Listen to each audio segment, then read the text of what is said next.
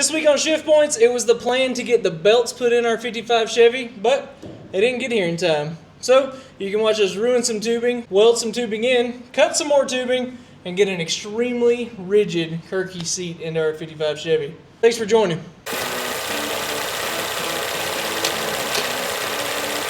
We're back at it on the 55 again this week. This week we are going to try and get our seat belts in this thing. I know I keep saying it every week, but we keep narrowing down the things that we are getting in this car so the chassis can go to paint, so we can kind of get it back and do a final assembly, basically. But we're really trying to get everything we need to do. This week the focus is on our Simpson belts. Now you guys remember the past 2 weeks we have been working on getting our Kirky seat mounted up. It is just sitting in here, it's not bolted down. But we have to get seat belts in this thing.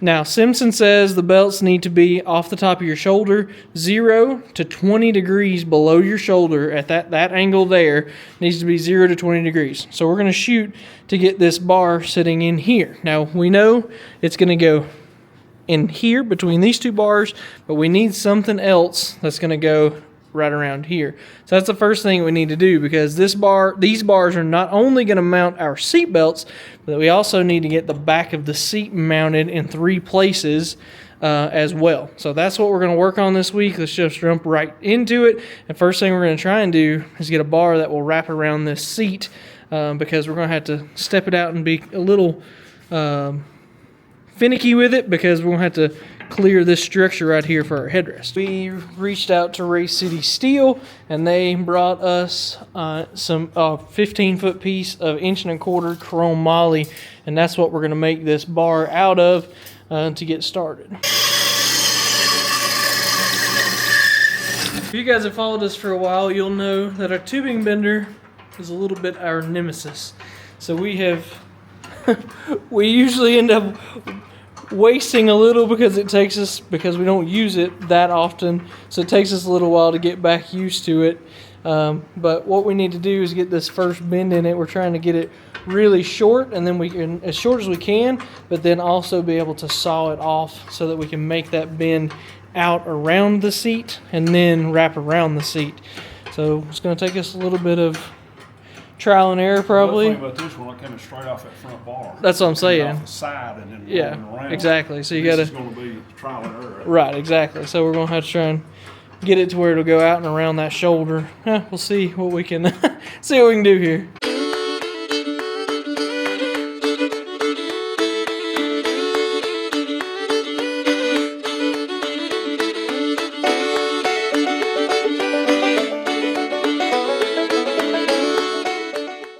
Alright, here's our first guess. We've been at, I don't know, 100 and some degrees. It's about 110. 110. We're going to stop, pull it out, and see if it's anywhere close to where we need it. I'm just getting that flat. Oh, that's not good. That should not do that. Why is it doing that? It should not do that. I've never seen anybody. The only time we did it was when we went too far with it, or we had that too short one time. What's the idea of 180 degree dive? So what he's talking about is that right there. That has smashed that tube, which is not good. That ain't what it's supposed to do. No, I don't know what we've done. Those are this is 1.25" tube, and those are 1.25" dies. We must not have had that bolt. I bet we didn't have that bolt tight, and it wasn't pulling it through. It was this bolt. I had to loosen it to get it out. Oh, really? Yeah. Well, I don't know then. Hole 5. That's what it acts like. It didn't pull it through for some reason. We got this in hole 5. That's where it's supposed to be. And then this is just wherever it lands. Was that angle too much? Too little? Just right? It ain't right.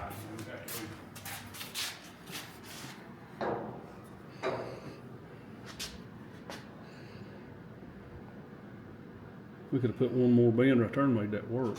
We could saw this off, move it up a little closer back here, and then, well, no, you couldn't have done that. We might better rethink our doing Yeah, here. I think we need to make 2 bends. Yeah. Yeah, we need to rethink this a That little might, bit. you might be right, that may have slipped in that. Hmm. I've never seen that Dang. Dad got our tubing bender figured out. We didn't have this bolt tightened enough when we ran that first one, and that let it slip, which then is what crushed this tube. That's the only time we've ever seen it do that, is when we let it slip.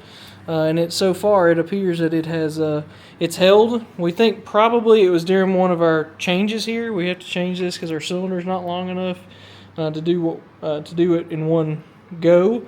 So we have to change it from the short one to the longer one right here and all that. It probably slipped during one of those, so we didn't have that tight. Now the other thing that I did is I got to looking to try and figure out maybe a little better way to do this, since we were gonna have to kind of like come out like this and then have another bend in it, and it was just gonna be kind of difficult to figure out. That's an 1.25 inch tube there. I'm thinking we come right off of the loop there with this, come down, and then we have a tube right there behind the seat. It will clear, and then we just have to run one bar 90 degrees perpendicular to this and that. And I think it's going to end up being pretty good. Let me show you that clearance. So if I put you right there, put this kind of at the top of the tube, and then let it lay on the back side of this tube here, you can see we have to get it just right, and we'll have to play with it a little bit, but you can see that will give us just enough clearance on the headrest there that we can do it. And I think the other thing that we can do, we can always increase this length so it sticks out just a little bit further, and it'll give us even more clearance, and it should be a lot easier to try and make that happen. Then we've just got to do one notch, one bend, and then one more notch in here at the bottom. It's just going to kind of simplify it a little. Okay. It's marker on the bottom, so. Got that way. That's got to be the short side.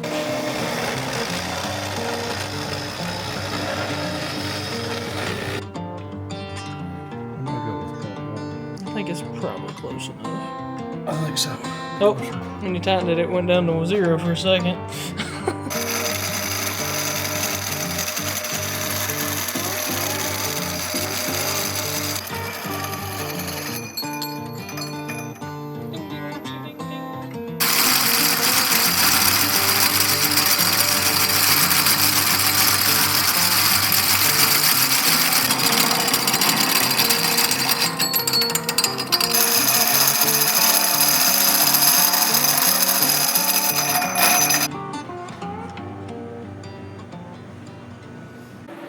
Alright, we have this bar mocked up and in place. You can see we're at 89.6 and at 88.7. Let's split that difference a little bit more. 89.2 and 89.1. So that's where we're going to tack it now. Dad's going to go down here, tack the bottom, and then we'll try and tack the top. Yeah.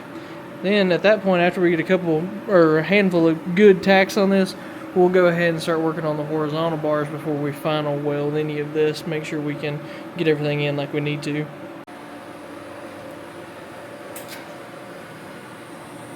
Actually got that tacked. Did it? Good. Well done. You get to keep your job.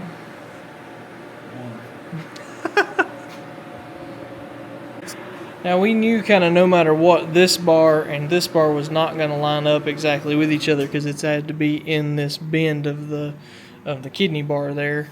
So what we're going to do is try and kind of correct this somewhat by offsetting our cuts. This one toward that way, this one toward back here, and that'll kind of bring the bar around like this, but we'll put it square in line with the seat. So we set our mill at 0. And then came back this direction 1/8 of an inch with our 1.25 inch. Now on the other side, we'll have to step it back to the back side a set amount, probably a little bit more than this because we have a bigger radius to work with. So we've got this set there, 1/8 inch this direction. We're going to saw it, see if it works, and then we'll cut one off and do the other side. after a little bit more waste, we're finally hitting our strides a little. We've got this bar in, that's gonna line up with that mounting hole in the seat. Now we have to make another straight bar there, 1 3/4 inch. That will be in the position for the other two mounting bars. So that one should be pretty straightforward. 10 1/4 long, 2 straight 1 3/4 cuts. Alright, so we got the other bar.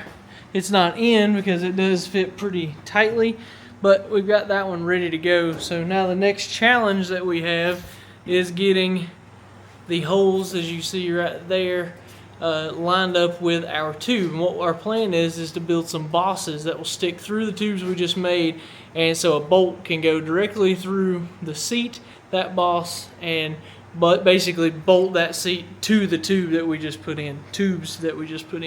So we're gonna go ahead and drill that center one out to a 1/4 inch hole to match the other ones, and see if we can figure out a good way to transfer those over to the tubes. After some clever usage of straight edges, we got the measurements from the inside of each tube, and where those standoffs need to be.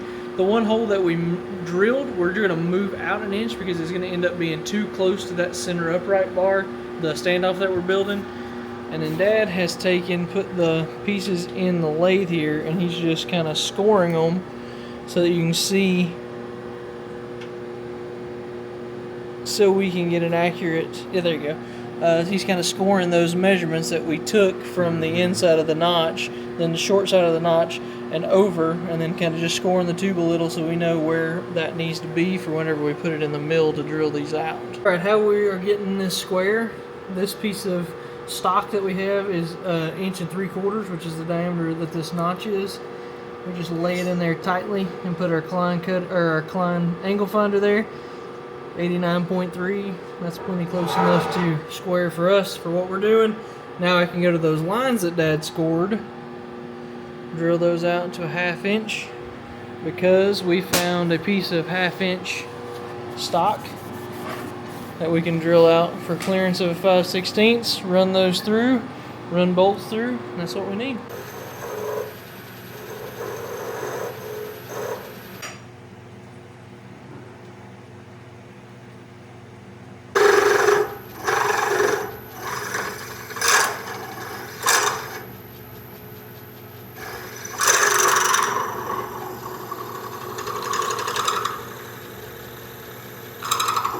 This out.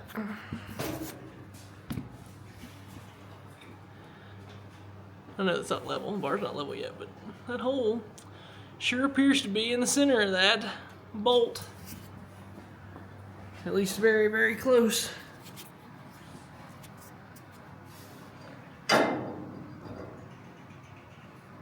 Oh yeah. Alright, cool. Now we can make some standoffs. And after a lot of cutting and fitting and drilling and fitting, we finally got these bars how we want them. Just so you know, these bolts are not the ones we're going to use. Just want to make that very clear. But, you know, if we have to, we'll make do, I guess. Alright, we got these guys bolted in, so that this bolt is actually very close to the right length. And you can see the standoff is solidly against the seat. These, I mean, they look good. I mean, I think I'm going to see if I can talk him into keeping them, but we put a nut on the inside of the seat and on the outside and bolted it up, and these standoffs fit very tightly there. Now, he is inside here and got set down on a stool where he can weld these. He's going to tack the standoffs into the tubes there so that we can get them out and finish welding them up. We don't want to go ahead and weld these bars in yet because we had a little whoopsie we're going to have to patch up. We'll fix all that, don't worry about it. Basically, we were going to use this hole, but it ended up putting us in a weird middle area with that hole there, kind of with an overlap that was no good, couldn't use, so we ended up moving it over where we probably should have just put it in the first place, but here we are. These tubes are level, 90 degrees, flat, I should say. I think that's it. Yeah, he's going to tack these in. I think that's kind of where we're at. Ran into a little... not issue's the wrong word, little oddity that I wasn't aware of. So it looks like most of the sanctioning bodies are going to the point where you need a 6 or 7 point harness system, and the Simpson belts that I bought are 5 points. So we are going to, luckily we bought these from Summit. We're going to return them. I have a set from Stroud Safety that are 6 points harnesses. They are hopefully on the way today. I hope I ordered them last night. Hopefully they're on the way today.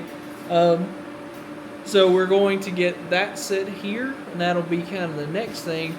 Once we get the seat bolted in with all of our, with the standoffs and everything, we can go ahead and start putting the belts themselves into those tubes. But unfortunately, yeah.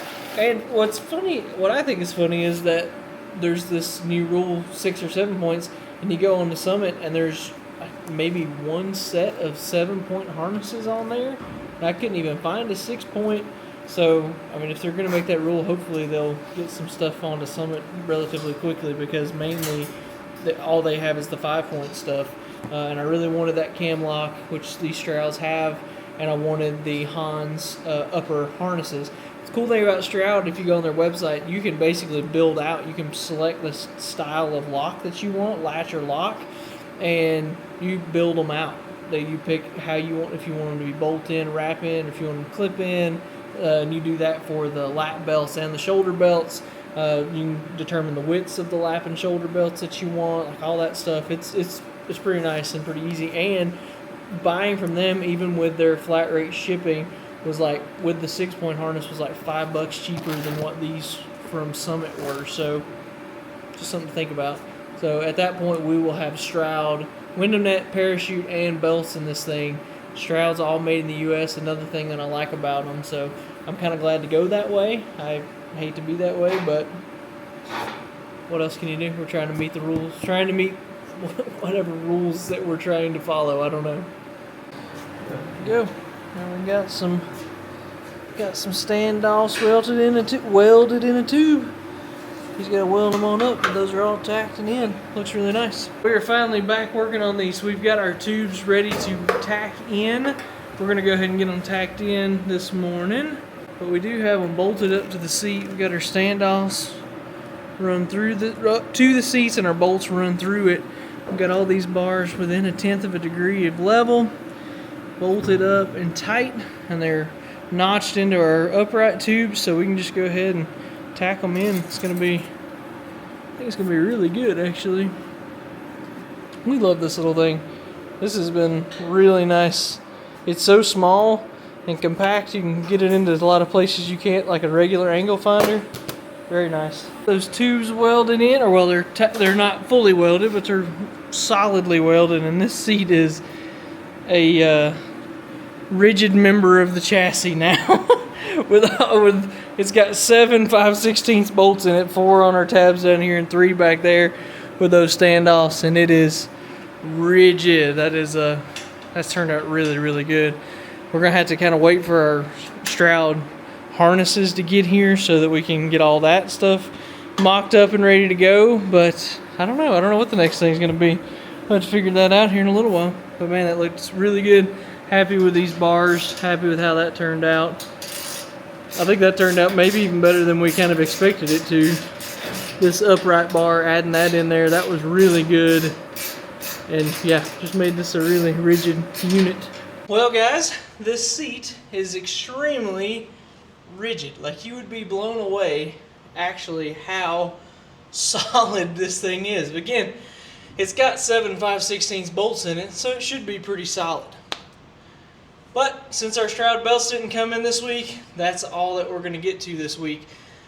We did some more filming, and if you want to hit subscribe and follow us on Instagram and Facebook, you'll know where we are. And if you tune in next week, you'll see how we got this thing where I'm at right now. So make sure you do that. See you next week.